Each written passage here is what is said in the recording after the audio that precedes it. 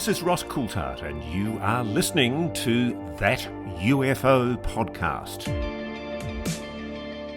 Hi everyone, and welcome back to That UFO Podcast. My name is Andy, and I'm here with some news items for you today, some listener questions, some updates, and a listener call as well. First off, happy World UFO Day to everyone who celebrate. Bit of a weird one to celebrate, isn't it? There seems to be a day for everything these days, but of course this one is very relevant to those of you listening or watching this podcast. A little bit on World UFO Day. It's observed annually on the 2nd of July to raise awareness about unidentified flying objects and the possibility of ET life. Originally, though, the day was celebrated on June 24th to mark Kenneth Arnold's 1947 sighting of the objects over Mount Rainier. Obviously, we know about the flying saucers term that came from that very seminal sighting. The date was later shifted to July 2nd to commemorate the Roswell incident from 1947 as well. So that's that anniversary is coming up. I had to look though, and I was thinking the 2nd of July, because the 8th of July is one of the dates as well for Roswell, but the actual breakdown of Roswell, very quickly for folks, this isn't a Roswell show, but I thought this was interesting. The evening of the 2nd of July in 47 is when many people believe the object or objects crashed during a thunderstorm. The saucer was retrieved between the 3rd and 4th of July by Mac Brazel. He reported it on the 6th of July, and the military got involved on the 7th, and the 8th of July, which I think a lot of people have the 8th of July in their head, I tend to, is when the famous RAAF Captures Flying Saucer press release was issued, and of course then retracted as well. So yep, it is World UFO Day, so if you're hearing this on the 2nd of July, send out a tweet, send out a message to your family, friends, whoever it may be, and just say, oh, it's World UFO Day. Drop them a knowledge bomb, tell them a fact, and there's some interesting stuff in the news just now as well. Quick shout out, I did get a request from a listener, Stephen, who's over on the YouTube channel, just found the podcast, asked for a shout out. So Stephen, hi, this is you being shouted out. So yeah, hi Stephen. But on the news side of things, folks, this might be a good one to share with family and friends, and delighted to say Dan will be joining me for a recording tomorrow, the 3rd of July, late UK time, which you should hear on Friday at the end of this week. We'll be discussing lots of news items, answering any questions you have, so please send over anything. Ideally, use the thatufopodcast.com contact form, or you can email the usual address, which is in the description below. But one of the big news items we'll be talking about is Jeremy Corbell and George Knapp's recent release on Weaponized on the 1st of July. I had a sneaking suspicion something was coming early this week. And yeah, if you might remember last year, the Mosul orb picture that was released by Knapp and Corbell on Weaponized, it was a still image of a sphere / ball / a lot of folks, debunkers and such, not completely unfairly, were saying it looked like it could be a puddle on the ground reflecting. It's an image from above of a CIA spy plane recording a terrorist compound. That's what was being reported. However, we now have the accompanying video, and journalist Dustin Slaughter, great name by the way, absolutely top tier name, proper WWF name that, he went down a really interesting route, not just through FOIA where he was stonewalled, but he discussed with Knapp and Corbell how he's had to go through litigation and a legal route of a lawsuit to get this video, which he's managed to do. That's really interesting, and like I say, I'll go into that with more detail later this week with Dan and beyond, because for one thing, please go check out the video. However, it's only 4 seconds, but it shows you that the object is indeed moving, or the spy plane is moving over the object, but it definitely clears up. It's not a puddle on the ground. It's not a raindrop some folks thought on the lens. Very interesting. Well done to Dustin.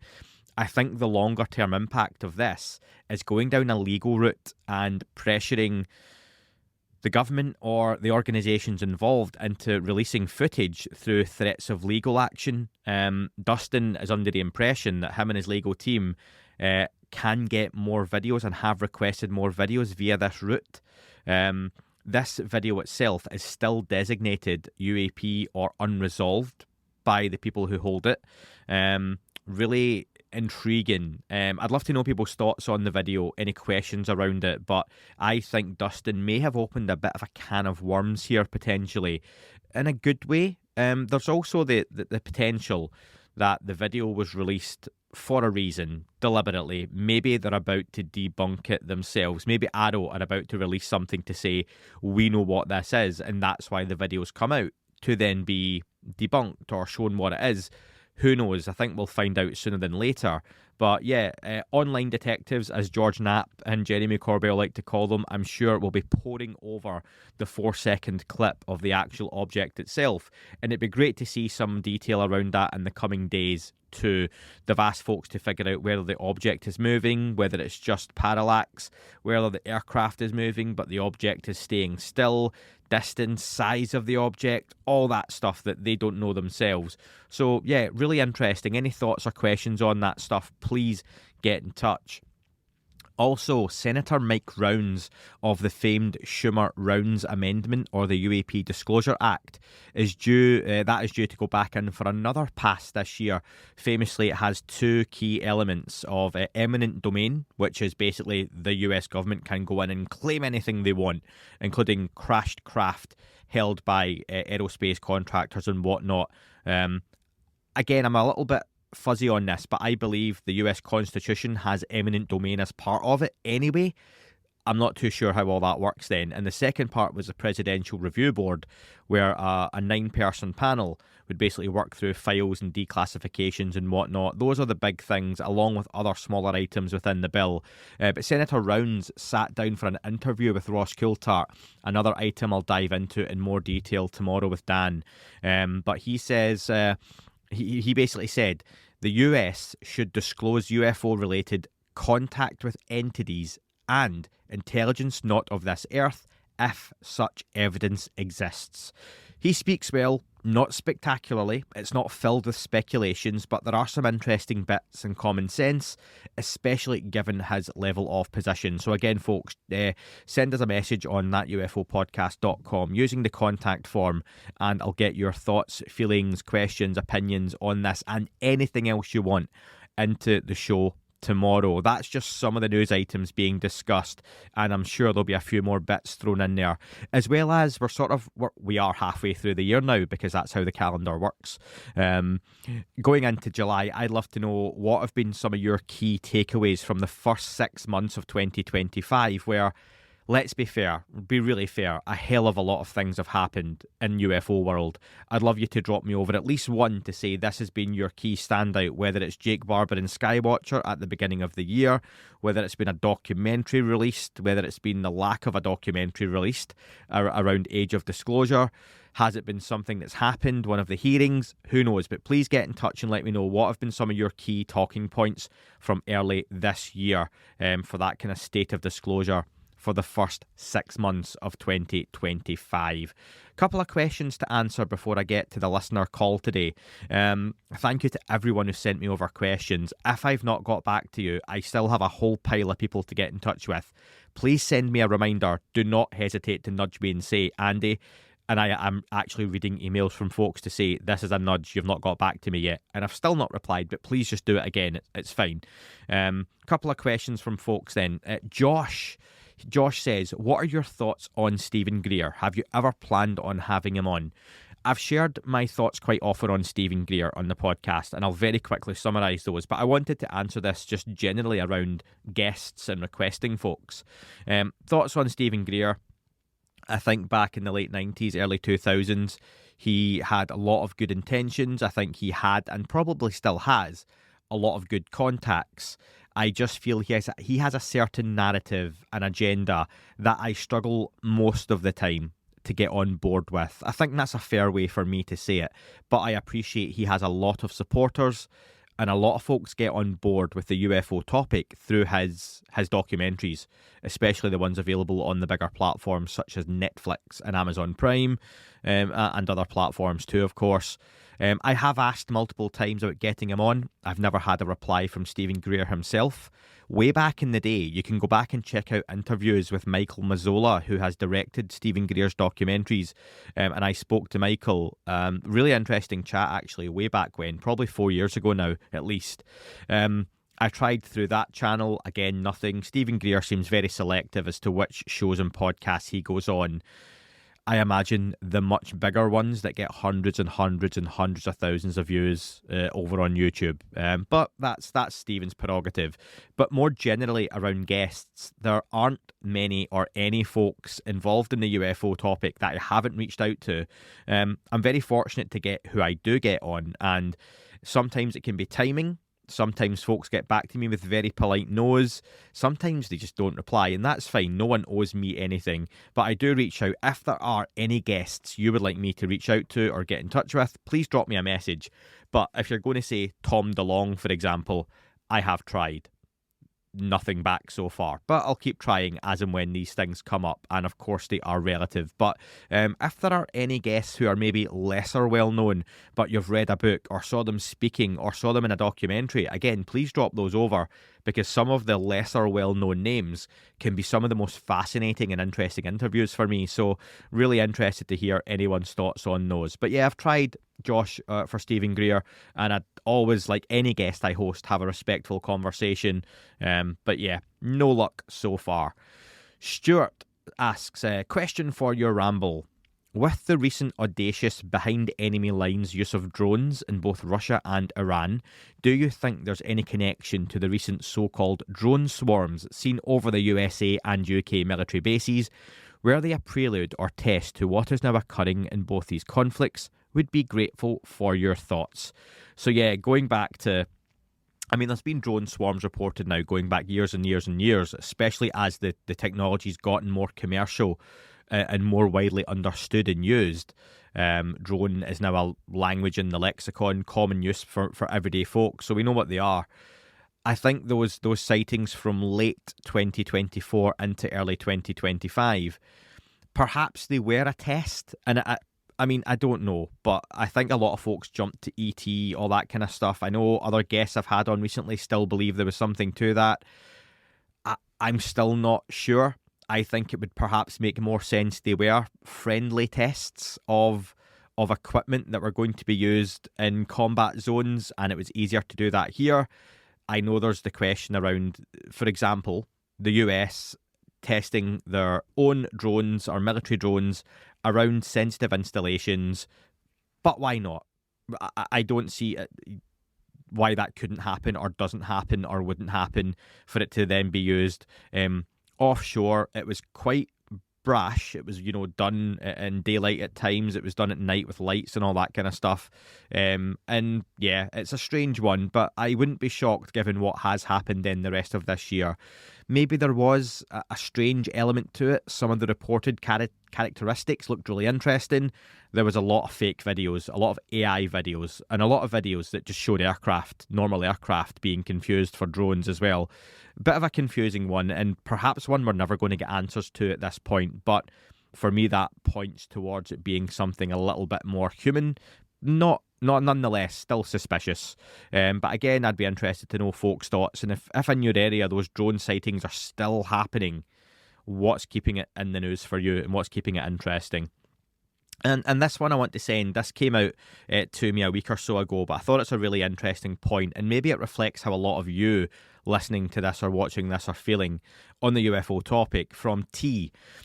T said, the Wall Street Journal has just published the first of a two-part series claiming the UFO phenomenon is mostly the result of decades of deliberate military disinformation. According to the Wall Street Journal, the government let UFO rumours grow wild as a cover for classified weapons, programs, and even high-level officials were misled. That narrative is now going mainstream, and unless it's challenged with something real, it's going to stick. The door is closing. So here's the message to Matthew Brown, Lou Elizondo, Ross Coulthart, Chris Mellon, Corbell, Knapp, Grush, and anyone else sitting on more than rumours. Stop teasing. Stop dropping breadcrumbs. Enough with the cryptic tweets and cipher games. This isn't a Dan Brown novel. It's potentially the biggest story in the history of humanity. If you know something, say something. Say what it is, say it clearly, and now. The trust me bro era is over. We've heard the hints, the implications, the careful phrasing, but that's not going to hold up against the weight of a Wall Street Journal takedown. If that article becomes the final word, the entire conversation risks fading into the background, back to the land of kooks and weirdos, which is exactly what the gatekeepers want. So if you're in this for the right reasons, step up, be specific, be brave, be done with the games, because this might be the last window. We're not asking for drama, we're asking for truth. T, that's incredibly well worded, and thank you so much for sending that in. I will keep that to discuss again with Dan, because I want to bounce that off someone back and forward. I'd love to know people's thoughts on that. I think you raise a lot of really interesting points. There's a lot of implications, though, to some of the things that you're asking to happen there. I think there's even the idea that, depending on what these people know, is it not still going to be testimony here? Not even hearsay, but David Grush said quite a lot. David Grush said quite a lot in open settings.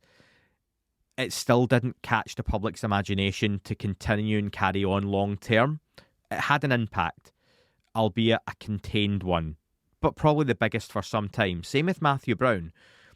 I think it's difficult without us getting some kind of official acknowledgement for these folks named to really push this again that next step further. You're going to need the government to get involved. You're going to need real top brass officials to come out and say something big mainstream. But then you've got Carl Nell, who has said things mainstream. You've got Mike Rounds sitting with Ross Coulthart talking about this subject mainstream. You're fighting against decades and decades and decades of gatekeeping, psyops, disinformation, and control of a subject that has been largely stigmatized very well across the world. It's such a well put point you've made. And for me, the Wall Street Journal article did not have the impact I see a lot of the community believing it did. For me, again, maybe this is just because of the socials I follow and whatnot. The conversation on it was all around the UFO community talking about it. I feel it would have had almost no impact at all had the UFO community not picked it up. And not in terms it wouldn't have been read, but people are reading it that probably don't have an interest anyway, and it's only affirming their own views.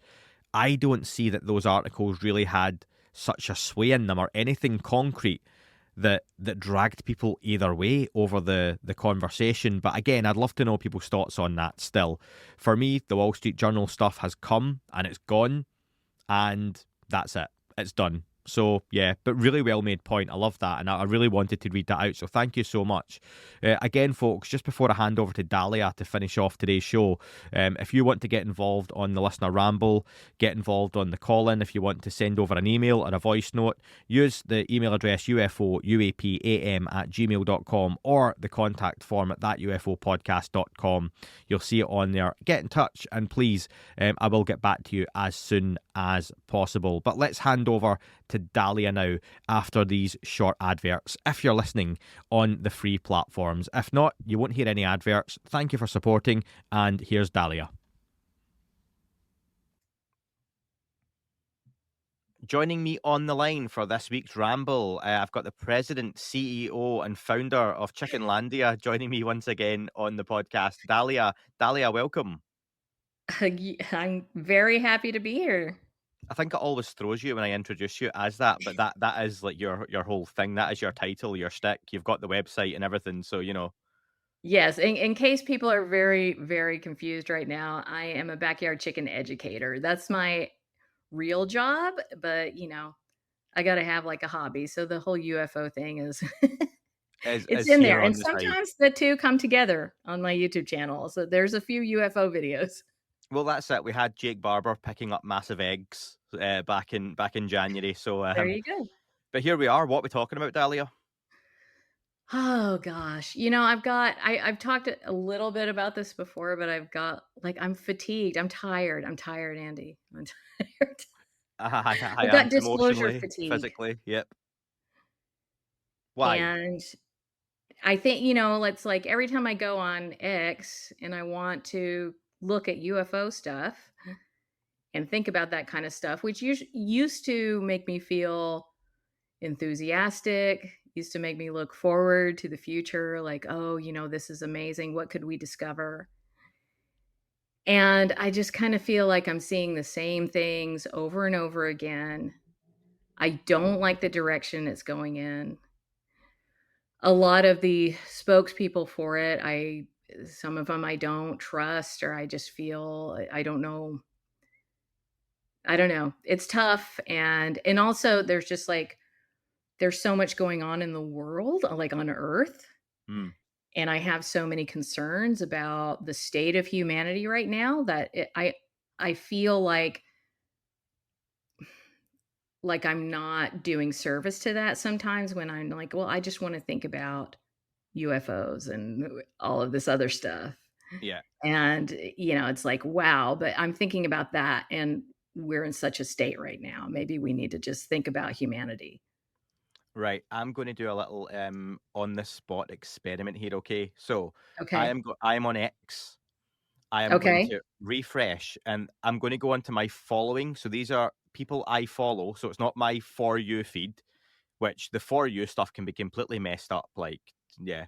Um, so following people I follow, and I'm going to run through what 5 or 10 the most recent posts that will include retweets and stuff from people just to see what's on there. Because I like to think over the years now, the kind of 5 years doing the podcast, I've curated loads of people that I like to follow or like their opinion, whether they're listeners or journalists or thinkers, influencers, whatever it may be.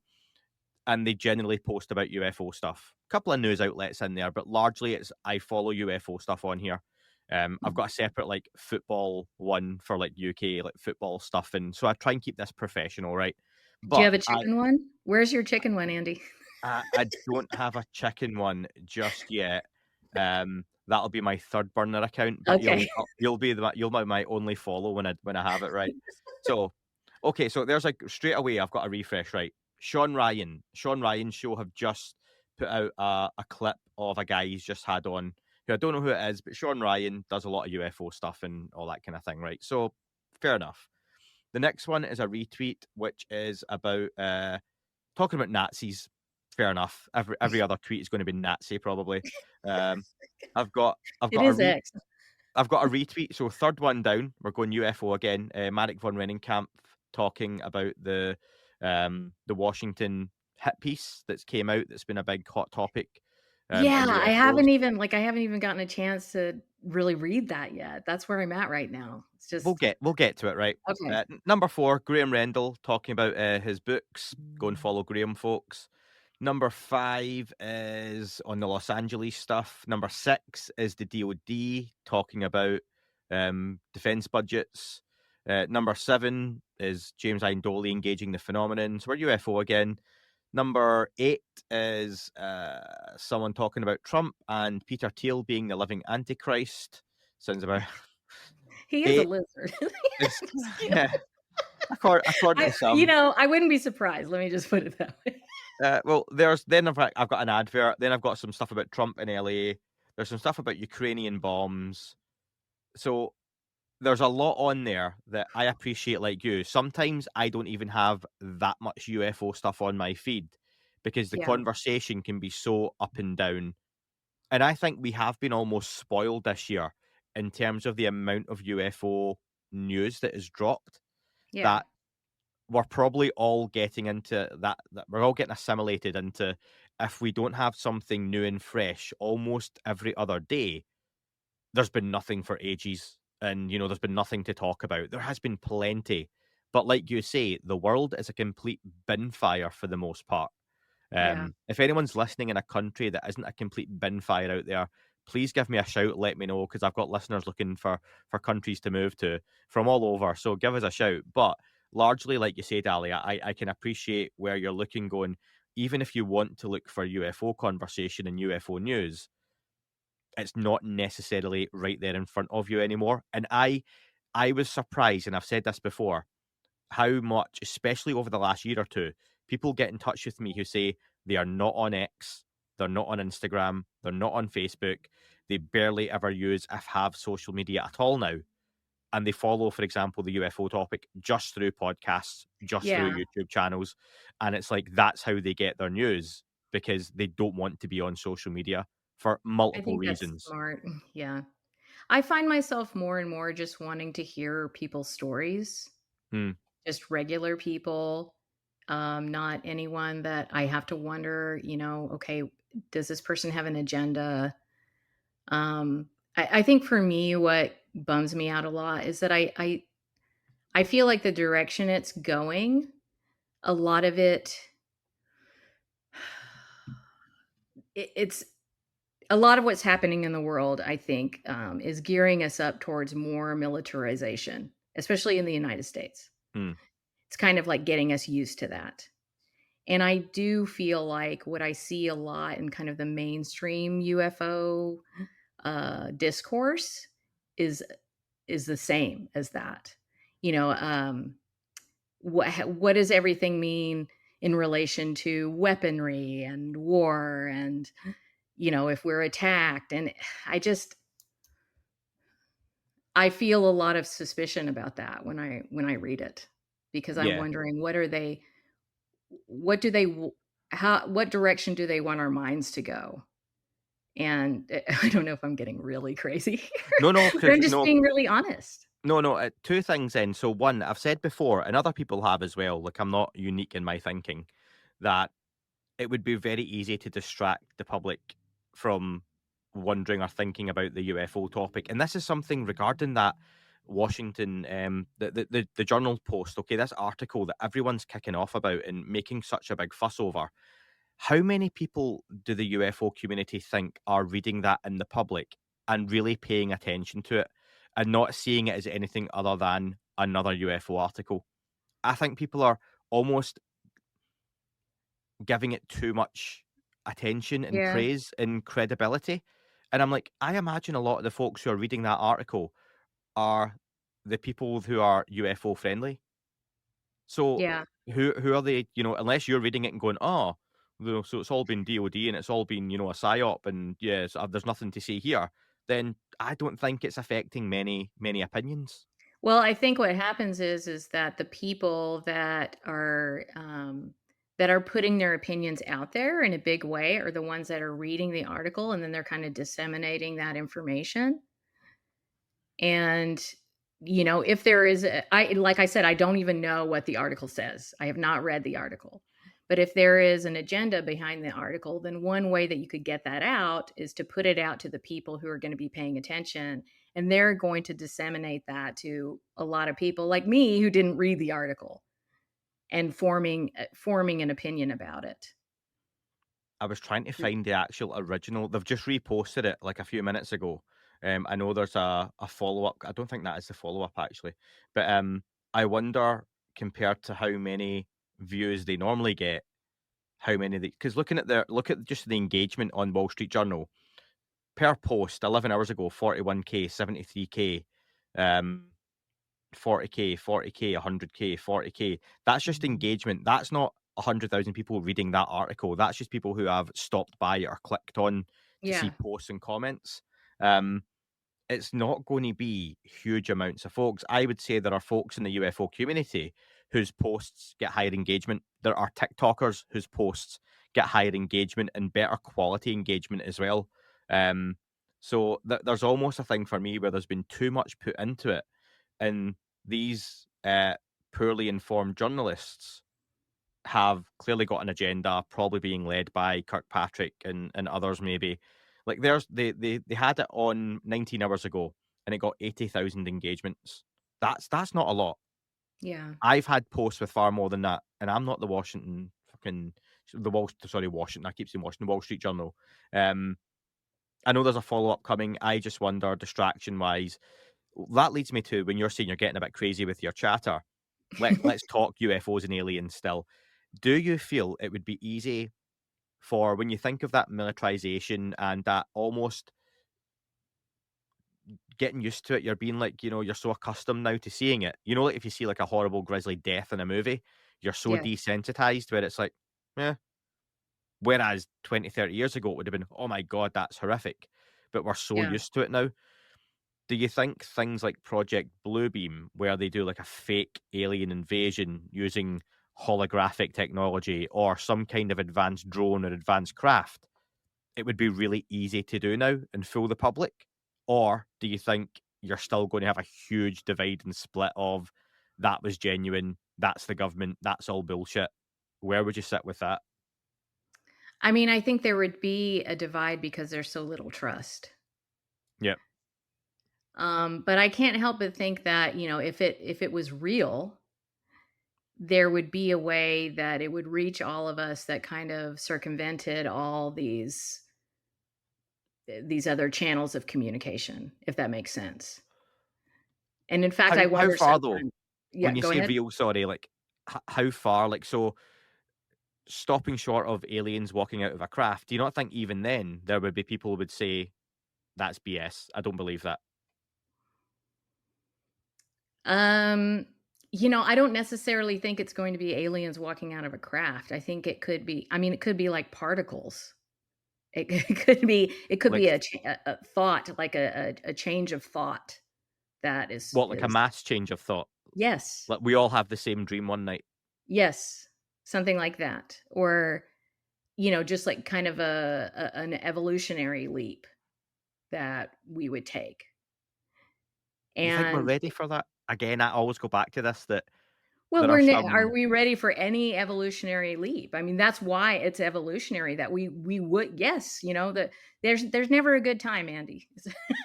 Do you know? And this is I brought this up like with Danny Sheehan. You know, like we find out tonight there are genuine NHIs, the US, the UK, Five Eyes Agreement, all these countries, Russia, China, all get together, holding hands round a table and go, everyone, aliens are here, they're real, we've had a signal, we're going to come out and give you some information that we've been keeping secret, all that stuff, right? So we know, we get disclosure. Do warlords in Rwanda put down machetes and stop massacring babies all of a sudden because aliens are here? This paradigm shift that humanity would go Yeah. through, I don't think that affects some of the really horrible atrocities going on in parts of the world. Well, I would like the powers that be to put down their weapons. Like that's my, and I think then it will trickle down. It's Right not now going to we're happen. talking. It's not going to happen, though. Yeah, and that's why I don't want disclosure to come through the governments of the world. You've I seen want it. Arrival, yeah? I'm sorry? You've seen Arrival, the movie? Yes. Yeah, Yes. they would 100% sneak a bomb on board one of these things and be like, oh, let's just blow it up. That's Yeah, and I mean, I think what would be better is if we're just contacted directly, and that I think that's why I kind of seek out just stories from regular people and what their experiences are, and I'm trying to kind of put this noise down of like all the people that are in these positions of power where they have the ability to manipulate the masses, and in fact that's what they've been trained for. mm, And these are people that have been trained to play a very long game, like a generations long game. And so I don't trust them, and I don't want the information to be funneled through them. And I just wish that we wouldn't continue to look to them and for the answers, and we would look more to honestly like to ourselves, and what are we hearing and what are we noticing and what are we feeling as human beings? Does that? who, yeah, no, I like that. And I mentioned the other day, a listener emailed me, a long-time listener, which was lovely to hear from them still. And he was saying that he feels there's so much UFO news at the moment, but he's like any podcast or show he listens to, it's so serious and almost news-like, and that can happen. Like we're talking about the news right now, current affairs, a lot's going on, and a lot of people listen to this for that kind of information. However, there are a lot of folks out there who want to hear the testimony. They want to hear from the experiencers. They want to hear, and it was divisive, but Melinda Leslie talking about underground military bases, talking about abduction experiences, because the other part of it is really draining them. The talking about Congress and talking about the Senate Yes. getting involved. It's almost like, right, fine, okay, we might get something there, we might not. But there's a lot of some people don't like the term fun, but whether you follow the subject for fun, for entertainment, for information, for out of interest, to find, like yourself, you want to hear testimony from individuals like yourself who have got great opinion or had fantastical experiences, but you want to hear from normal folks.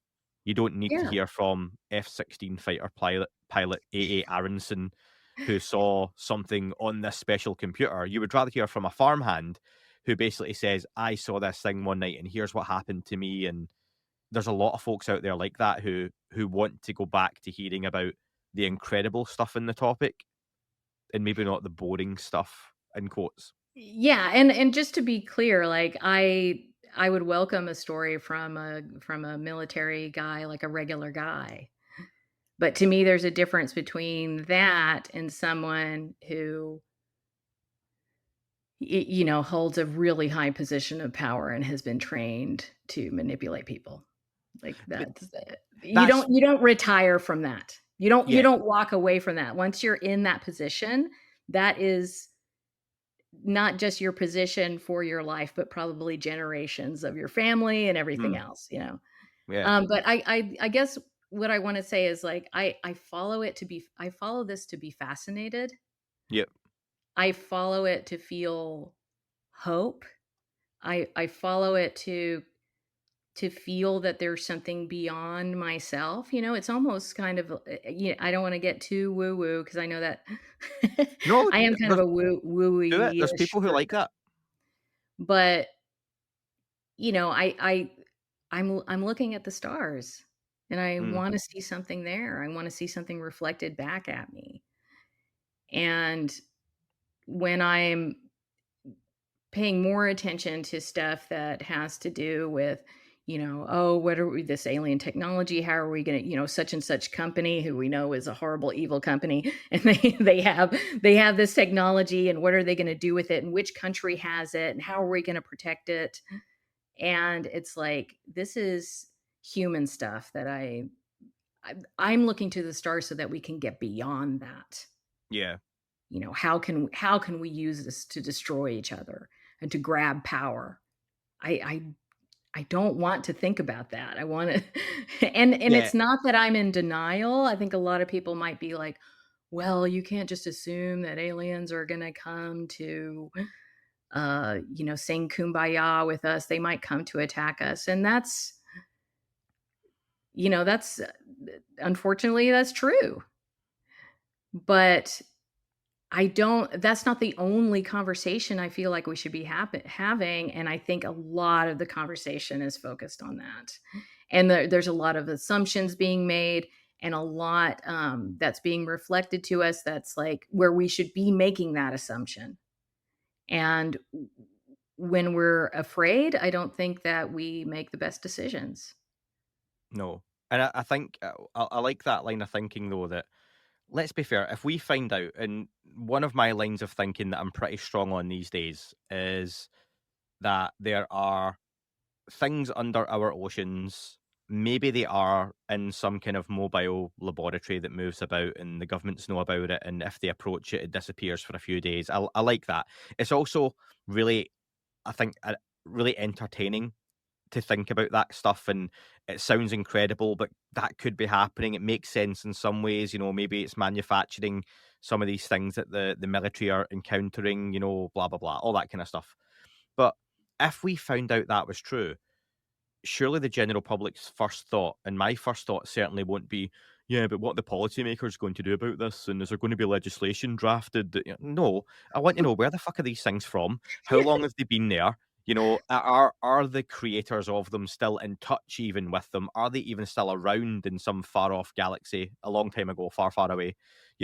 What Yes. all those questions. I'm not immediately thinking, oh, well, I wonder if we can send a convoy down of, 4-star generals that, no, I don't care. I want to know all the really interesting stuff. And the same with, I sometimes sporadically get the email or comment and people say, can you imagine we got disclosure? Like, would you stop the podcast? And I was like, no, because that's when the actual real questions could begin. Because then you can be like, where are they from? What are they doing? Do they have, and this will sound a boring question, but I think about this like manufacturing processes. is there like a factory of aliens somewhere building craft, or are they grown? Like, is there some kind of weird plant thing that seeds a craft? You know, I don't Oh, yeah. like. It's ridiculous, but is that the case? You know, is there like a 9 to 5 where some alien guy is heading off saying bye to his family in the morning and goes to make a flying saucer and then comes back? Or do you know what? Is it there was actually once one civilization had like 2 or 3 of these things, and only ever once or twice have we ever genuinely had a real saucer crash and land here? Maybe it's happened once or twice and that's it. All the rest of the stories around saucers crashing are BS, but it happened once. And to Yeah. cover it up, you flood the market with stories. Yes.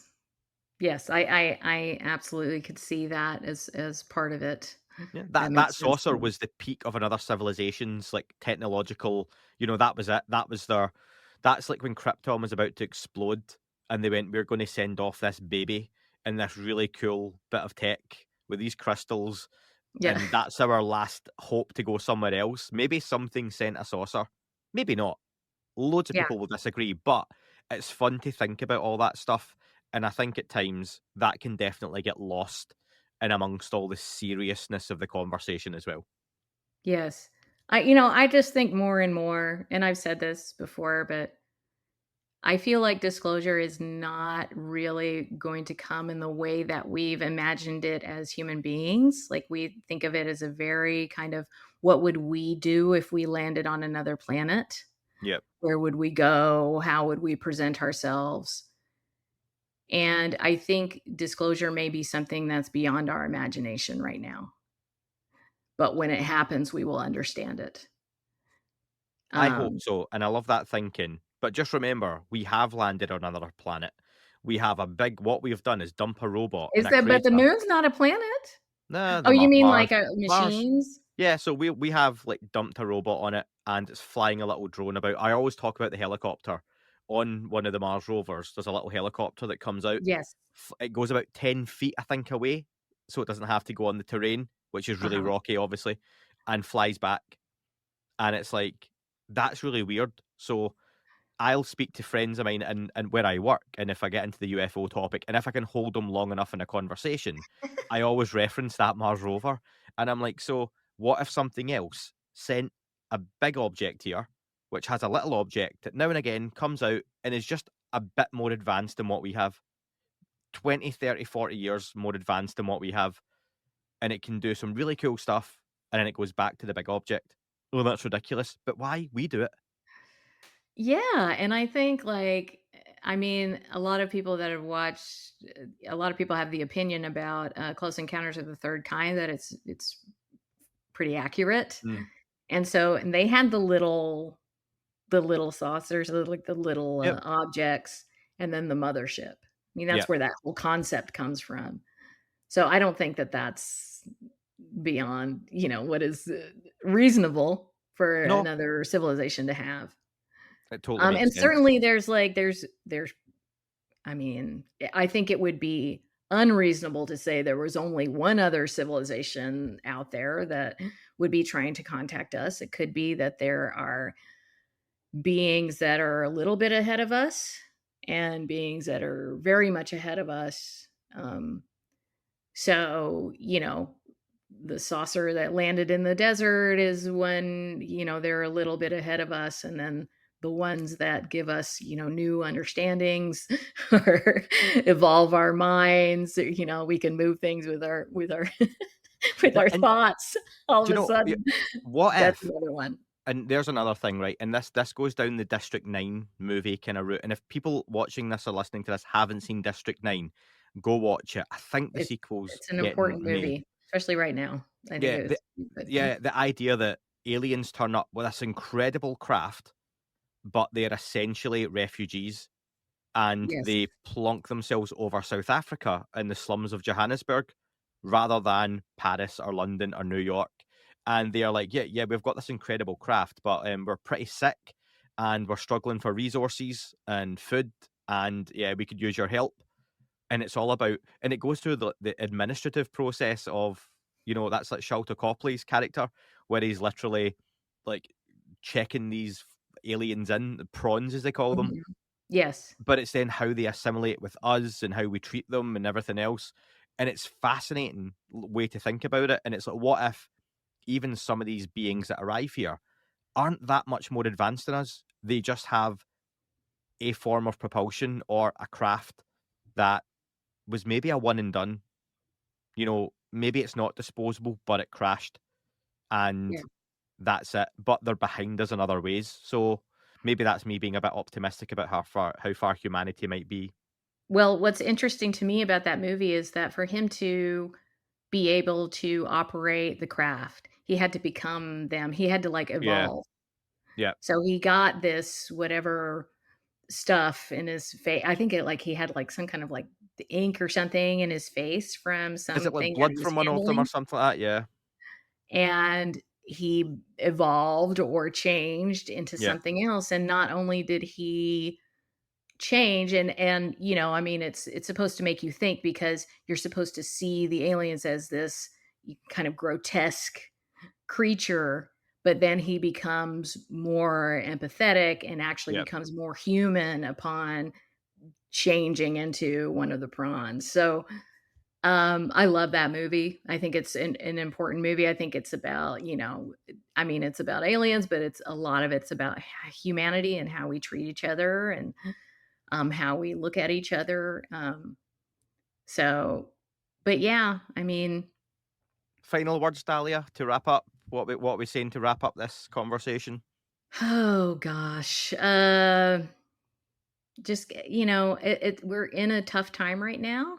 When I'm thinking about the world and how everything is, I'll go out to the chicken yard. Like that's my place of peace, and that's how I get through things.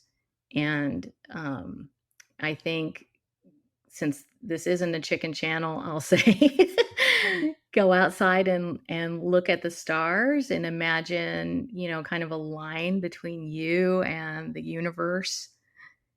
And maybe if we all do that, we'll get the information directly. We won't need anybody to make us feel a certain way about it. It'll just come to us. So that's that's my advice. Hey, who Listen, knows? it's a listener ramble. It's your chance, your words of wisdom. If that's the bombshell you want to end on, then that's absolutely fine with me. Yeah, I rambled a lot. So That's all right. I'm going to cut this down to a 3-minute call. People will think it was really succinct, and no, okay. it was a good one. So listen, Dahlia, thank you so much for calling in. As always, appreciate it. You're so welcome anytime. My new book, Atlas of Unidentified Flying Objects, is now available to pre-order wherever books are sold, including Amazon, Barnes & Noble and Waterstones. Explore the UFO phenomenon through 34 cases from throughout the world, with accompanying pictures and maps in a beautiful hardback edition or download for your Kindle. Links available in the podcast description below.